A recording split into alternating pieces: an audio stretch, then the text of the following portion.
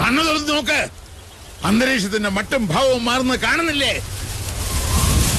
എന്തോ വരാൻ പോകുന്നെന്ന് എന്റെ മനസ്സ് പറയുന്നു.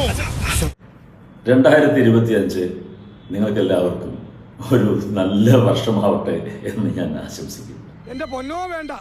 അപ്പൊ അതിനൊരു തീരുമാനമായി. കർത്താവേ, എന്ത് തങ്കപ്പെട്ട മനുഷ്യനാടാ ഇവനെ പറ്റി നീ തോന്നിയ ദിവസം പറഞ്ഞത്. എന്റെ അറിവില്ലായ്മ കുറവുണ്ട് അങ്ങനെ പറഞ്ഞു പോയതാണ്. 2025 നിങ്ങൾക്കെല്ലാവർക്കും ഒരു നല്ല വർഷമാവട്ടെ എന്ന് ഞാൻ ആശംസിക്കുന്നു. അതിനകത്തൊരു ആക്കലുണ്ടല്ലോ. അയ്യോ, അത് വെറും തോന്നലാ. പക്ഷെ പറ്റിക്കാൻ വേണ്ടിയിട്ടാണെങ്കിലും ആരോട് ഇങ്ങനെയൊന്നും പറയരുതെന്ന് പറയണം സാർ.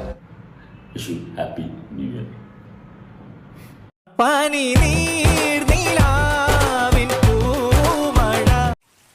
വിശ്വാസം വരണില്ലല്ലേ?